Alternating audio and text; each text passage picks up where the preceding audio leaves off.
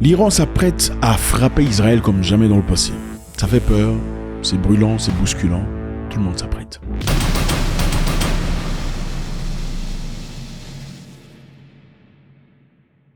L'Iran vient de signaler à travers ses médias, et aussi très subtilement confirmé par les services de sécurité israéliennes et occidentales, que l'Iran s'apprête à frapper Israël en rétaliation avant les élections aux États-Unis mardi. C'est-à-dire ils font un effort de rétalier aussitôt que possible, avant mardi. Pourquoi ? Parce que puisque les élections ne sont pas encore faites, une décision par les États-Unis d'Amérique serait ou risquerait d'être détrimentale à la personne qui se présente aux élections. Voilà pourquoi les Américains ne s'engagent pas à 100% dans cette guerre entre Israël et l'Iran. L'Iran va répliquer en rétaliation. On repense à la frappe foudroyante qui a été effectuée par Israël récemment sur des sites militaires iraniens. Et ils ont bien précisé, nous avons frappé intelligemment sur des sites militaires seulement. Suivez.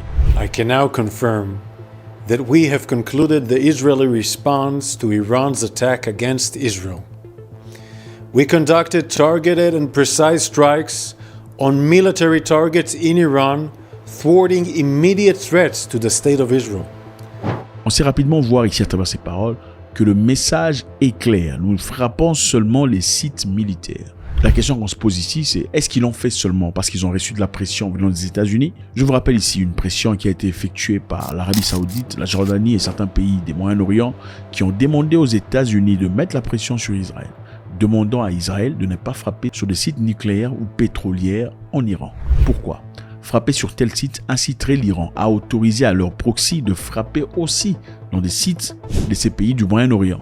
Pourquoi ? Parce que ces pays du Moyen-Orient auraient permis l'entrée des avions israéliens dans leur espace aérien. Et ceci, évidemment, si ça arrivait, plongerait la quasi-totalité du Moyen-Orient dans une période de feu et plongerait l'entièreté de la Terre dans une crise énergétique. Alors encore une fois, la question est celle-ci. Est-ce que Israël aurait frappé intelligemment l'Iran parce que les États-Unis a mis une certaine pression leur demandant de ne pas frapper les infrastructures capitales à l'économie iranienne ? Bon, revenons à notre histoire. Israël frappe l'Iran dans plusieurs provinces et touche des cibles militaires, d'après les informations reçues par Israël. L'Iran néglige les frappes israéliennes en disant « ces frappes ont causé très peu de dommages sur leur infrastructure ». Qui est en train de dire la vérité ? Ou qui ment ?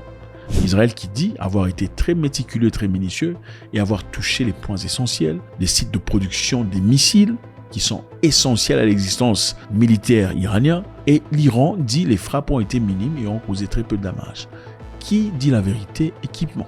On peut aussi voir très rapidement dans cette sortie de Benjamin Netanyahou une certaine confiance, disant « Nous pouvons maintenant avoir accès à l'Iran comme jamais dans le passé ». Israel today has more freedom of action in Iran than ever. We can reach any place in Iran as necessary. The supreme goal I gave to the Israel Defense Forces and the security branches is to prevent Iran from achieving a nuclear weapon. C'est-à-dire, dans le passé, on ne pouvait pas aller en Iran comme ça. Aujourd'hui, on peut. Ça, c'est suite à leur frappe sur des radars et des systèmes de défense iraniens qui ont été effectivement détruits par les forces israéliennes. Ou pensez-vous que Benjamin Netanyahou est en train de raconter des bobards ? Pourquoi dirait-il dans ce cas que nous pouvons désormais entrer en Iran comme jamais dans le passé ? Est-ce une façon militaire ou une intelligence de guerre ? Envoyant peut-être un message subtil à l'Iran en disant « Nous sommes maintenant en capacité d'entrer chez vous à volonté » comme jamais dans le passé. Et après cette phrase, le responsable militaire israélien dira « Nous avons terminé notre frappe sur l'Iran et nous ne comptons plus continuer. Nous considérons que ceci est la fin de notre rétaliation, à moins que l'Iran agisse en nous attaquant de nouveau. » The Israel Defense Forces has fulfilled its mission. If the regime in Iran were to make the mistake of beginning a new round of escalation, we will be obligated to respond. Our message is clear.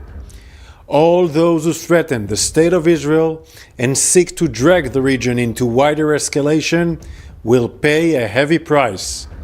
We demonstrated today that we have both the capability and the resolve to act decisively, and we are prepared on offense and defense to defend the state of Israel and the people of Israel. C'est-à-dire, nous avons frappé, nous ne continuons pas à attaquer. C'est une façon de vous dire, ne nous attaquez pas si vous ne cherchez pas des problèmes.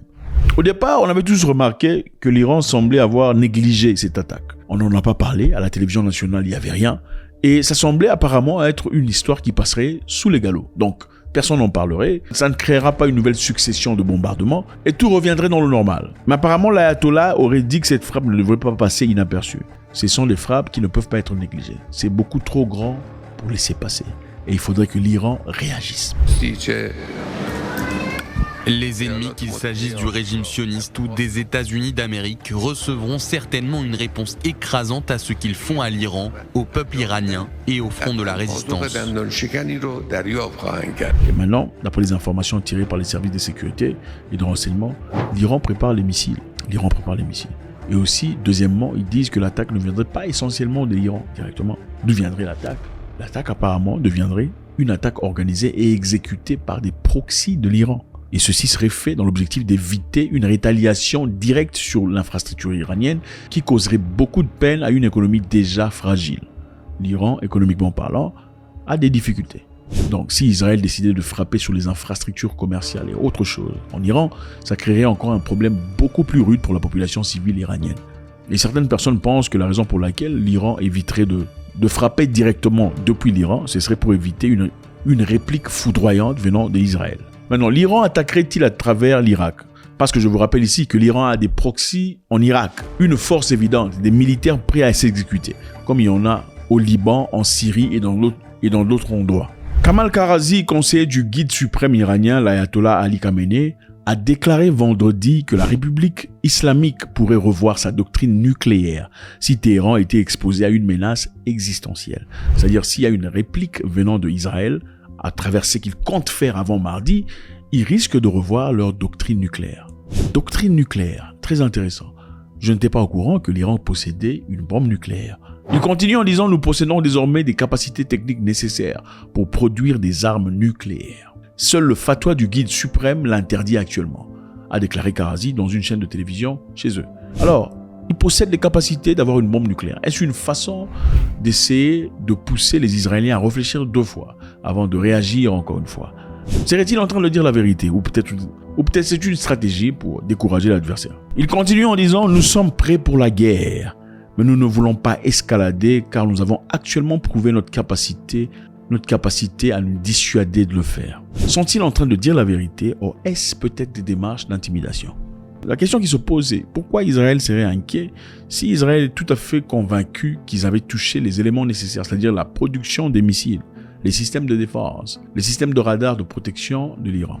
Pourquoi sont-ils inquiets ou seraient-ils inquiets d'une rétaliation venant de l'Iran? L'autre question est celle-ci.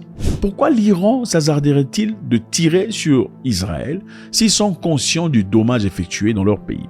C'est-à-dire la destruction des radars de défense, la destruction des missiles de défense, la destruction des instituts de production de missiles. N'est-ce pas une façon complètement aveugle de vraiment se lancer dans une perdition totale? À moins que l'Iran soit convaincu qu'Israël n'est pas en train de dire la vérité.